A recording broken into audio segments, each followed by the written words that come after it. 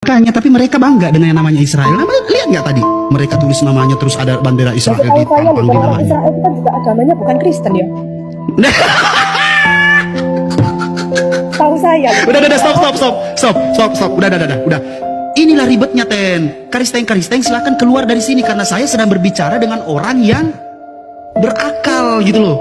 Jadi mereka sinkron. Lu ngapain bangga dengan Israel sedangkan Israel itu bukan karisteng? Bukan, setahu saya bukan. Ya memang iya. Cuman mereka sok-sok kayak bangga gitu. Tuhan kami sama. Makanya banyak kepanasan di bawah. Menghujat siapa? Menghujat Ar-Rasyid. Karena ada orang ketika Ar-Rasyid berbicara, di akal Mbak masuk. Nah harusnya nggak masuk di akal Mbak. Gitu. Jadi mereka ketawa-ketawa, bangga gitu. Mungkin Eropa itu mungkin banyak Kristen, tapi kalau Israel setahu saya bukan Kristen juga. Nah memang bukan Kristen, Pak. Ya ampun, pinter banget Mbaknya ini. Nggak cantik doang, ternyata pinter. Saya tambahin dulu AC saya Mbak, banyak yang kepanasan di bawah. Iya, makanya saya ini selalu percaya itu sama ilmu pengetahuan, Pak. Masya Allah. Tepuk tangan buat Tuhan.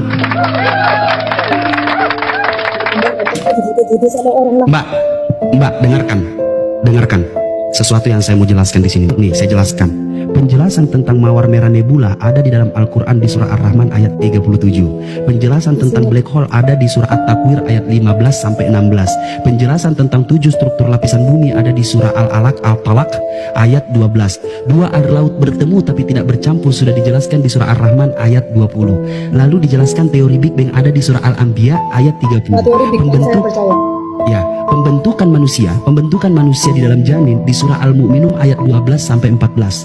Lalu cara kerja otak mengambil kesimpulan ada di surah Al-Alaq ayat 15 sampai 17. Garis edar tata surya ada dijelaskan di surah Al-Anbiya ayat 33. Tugas angin mengawinkan benih ada di surah Al-Hijr ayat 22. Api di dasar lautan ada di surah At-Tur ayat 6. Sungai di dasar lautan ada di surah Al-Furqan ayat 53. Semua kehidupan berasal dari air dijelaskan di surah An-Nur ayat 46.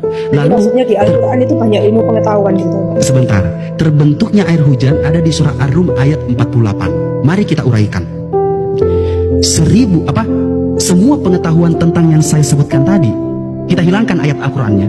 Semua pengetahuan tadi itu ditemukan di abad keberapa, Mbak? 200 tahun kebelakangan atau 100 tahun kebelakangan, betul? Sepakat?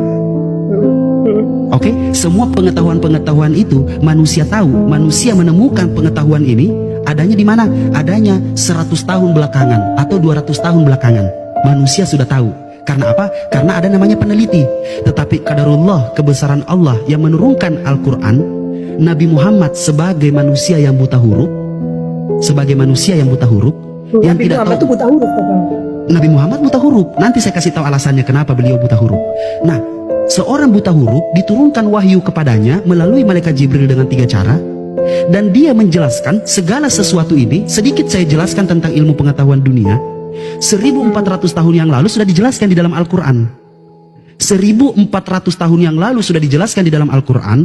Maka pada saat ilmuwan-ilmuwan dengan bangga menemukan penemuannya ini, ulama-ulama langsung datang kepadanya, bro, yang kamu temukan itu sudah dijelaskan di dalam Al-Quran 1400 tahun yang lalu.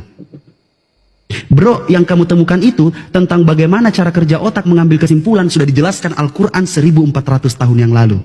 Siapa yang menjelaskan? Nabi Muhammad sallallahu alaihi wasallam.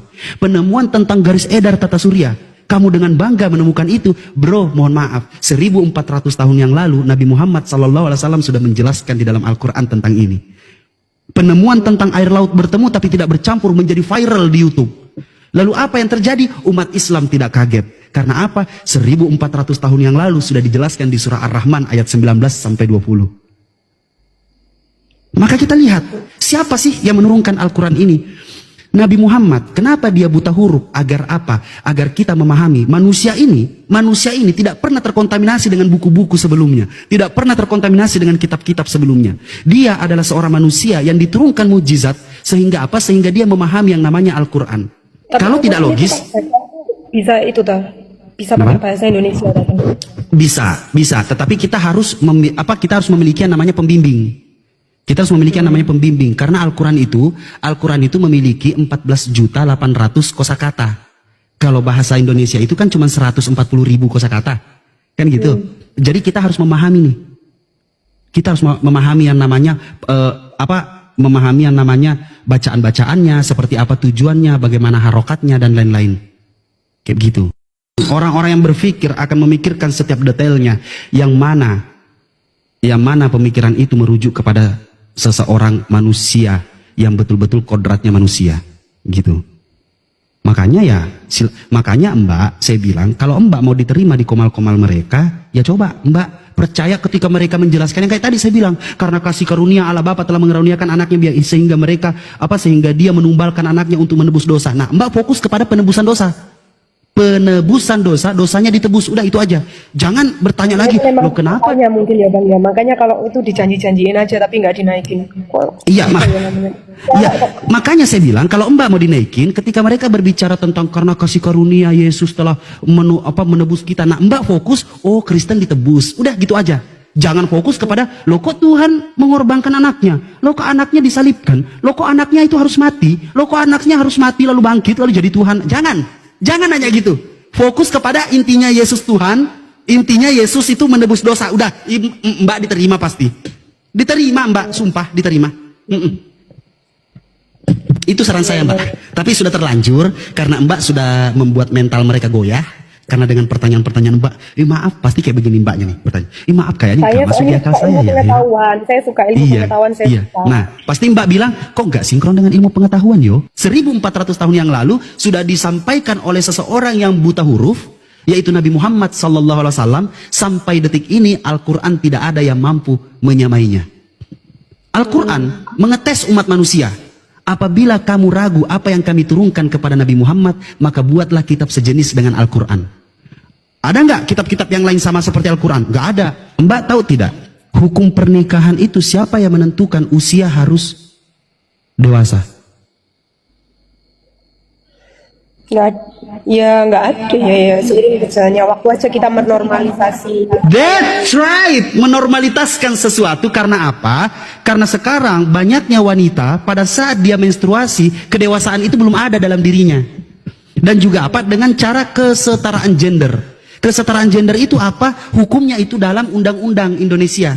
Makanya Al-Quran sudah mengatakan apa? Al-Quran sudah mengatakan ikutilah Allah, ikutilah Rasul, dan ikutilah ulil amri. Ulil amri itu siapa? Pemerintah, Pak Prabowo. Al-Quran sudah mengatakan itu. Jadi kita sebagai umat manusia di zaman sekarang, kita harus mengikuti pemerintah setempat.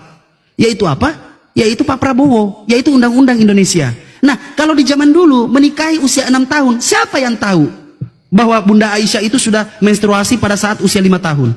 Dulu aturannya itu adalah ketika seorang perempuan sudah menstruasi, sudah boleh dinikahi karena sudah bisa membuahi.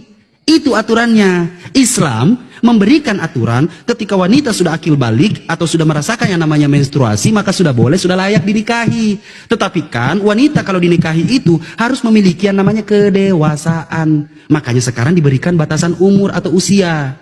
Begitu. Nah, kafir-kafir laknatullah ini yang nggak pakai otak ini, mereka nggak tahu itu. Apa yang mereka nggak tahu? Mereka di dalam Bible-nya, seorang yang namanya Ishak menikahi Ribka di usia 3 tahun. Nggak pernah dengar ya. Nggak pernah dengar betul. Tapi mereka tidak mau tahu. Sudah dijelaskan. Mereka terlalu fokus. Ingat, Nabi Muhammad banyak yang membenci. Level membencinya sampai mau membunuh atau membunuh. Betul? Sepakat tidak? Oke? Level mereka membenci Nabi Muhammad mau membunuh karena memerangi. Pertanyaan saya, sampai detik ini di Sirah Nabawiyah, sejarah Nabi Muhammad, tidak ada satupun yang mengusik tentang pernikahannya kepada Nabi Muhammad dengan Bunda Aisyah di usia segitu. Nggak ada. Artinya apa? Artinya logis secara manusia yang pakai otak, yaitu mbaknya, nggak seperti kafir-kafir penghujat goblok tolol di bawah ini. Artinya apa? Artinya di situ tidak ada hukum pada saat itu tentang pernikahan harus usia berapa-berapa. Enggak. Kan begitu? Tidak ada. Karena tidak ada yang mengusik. Weh dasar Muhammad menikahi anak kecil. Weh, dia menikah kok intinya. Intinya dia menikah, bapaknya si perempuan ada menjadi saksi. Kan begitu? Nah, sekarang hukum dalam pernikahan di dalam Kristen. Ketika wanita menstruasi boleh diembat, boleh sama mereka, yaitu apa? Disetut dari belakang lewat bool. Kan goblok. Ada hukumnya. Di Islam diajarkan itu haram. Di Islam dalam hubungan suami istri itu cuma 2 yang haram. Yang pertama pada saat menstruasi, yang kedua lewat belakang. Itu yang haram. Nah kafir atau karisteng nggak ada ajaran itu. Mau lewat kuping juga jadi sama dia mah. Gitu Mbak. Itulah Islam. Ya pelan-pelan ya Mbak ya, pelan-pelan belajar. Tapi kami salut kepada Mbak karena ada keinginan untuk tetap belajar, ada keinginan tetap untuk bertanya. Karena apa? Karena di dalam Islam itu teruslah bertanya agar kamu tidak tersesat.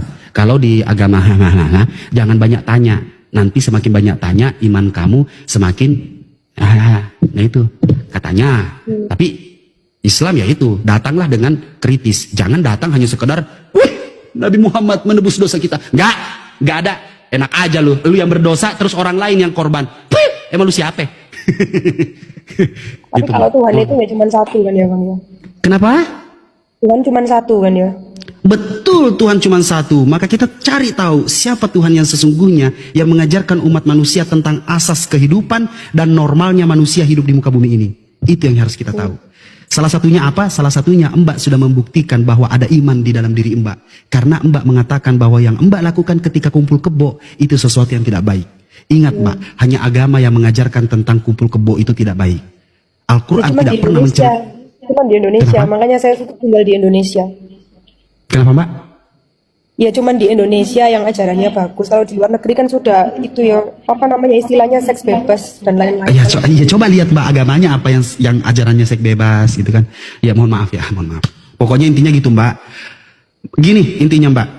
Satu kata-kata yang selalu saya buat di dalam pemikiran saya untuk seseorang yang mau berpikir, teruslah mencari sampai kau temukan sebuah misteri yang disebut Tuhan Sang Pencipta Alam yang sesungguhnya.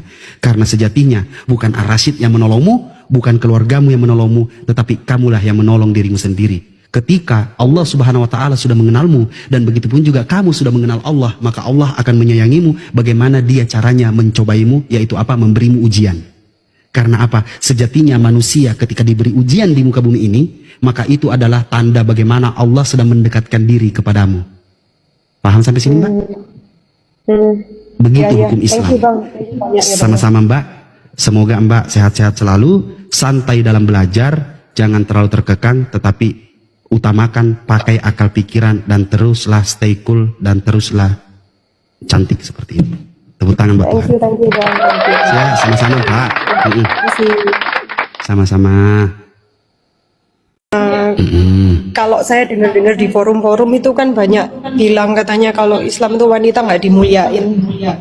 Soalnya dipoligami, terus direndah-rendahin, terus katanya otaknya setengah. Itu maksudnya gimana sih Bang? Oke, yang pasti itu yang menyampaikan itu adalah orang kafir, khususnya Kristen kan? Iya, di forum-forum kan, betul. Oke, ini pelan-pelan saya jelaskan, di dalam Islam itu ada dua, dalil akli dengan dalil nakli. Tapi saya sekarang mengajak kamu untuk berpikir pelan-pelan. Ajaran sebelumnya itu tidak ada tuntunan menikah itu harus berapa banyak. Ajaran sebelumnya tidak ada. Carikan saya satu dalil di mana ada penetapan bahwa seorang laki-laki itu hanya wajib menikahi satu. Tidak. Ajaran sebelumnya itu hanya mengajarkan bagaimana setelah menikah. Tetapi tidak ada ajaran. Nah, Islam datang untuk apa? Justru Islam datang untuk mengangkat harkat martabat seorang perempuan. Tetapi Al-Quran itu menjelaskan tentang batasan menikahi seorang perempuan. Itu bukan perintah. Tetapi batasan. Jadi bukan kewajiban. Bukan kewajiban, itu bukan perintah. Nikahilah wanita yang kamu sukai 2, 3 atau 4. Apabila kamu tidak mampu berlaku adil, maka nikahilah satu saja. Itu jauh lebih baik. Wanita diberikan yang namanya apa? Kesetaraan gender. Bisa meminta yang namanya perceraian, tinggalkan saya. Ketika dia tidak mendapatkan yang namanya kebahagiaan rumah tangga. Dia tidak mendapatkan haknya dalam rumah tangga. Itu boleh. Dan itu ada hukumnya. Coba, itu ada hukumnya dalam Islam. Lalu Islam itu boleh perempuan meminta haknya ketika ada sesuatu yang tidak baik dalam rumah tangga. Itu perempuan. Ada haknya ya Bang. Dan perempuan di mata Allah Sang Pencipta alam semesta di dunia ini cuma melakukan 4 hal dan dia bisa memilih pintu surga mana saja. Tetapi kalau Islam yang laki-laki, itu banyak sekali syaratnya. Banyak sekali tanggung jawabnya. Justru wanita lah yang sangat dimuliakan. Nabi Muhammad mengatakan, ya Nabi, pada saat sahabatnya datang, ya Nabi, siapa yang saya harus muliakan? Nabi mengatakan apa? Nabi mengatakan ibumu. Ibumu. 3 kali Nabi menjawab ibumu. Baru prinsip kalau kita membahagiakan seorang mama yang melahirkan itu pasti kita diberkati hidupnya. betul. Dan itu semuanya ada di dalam Islam.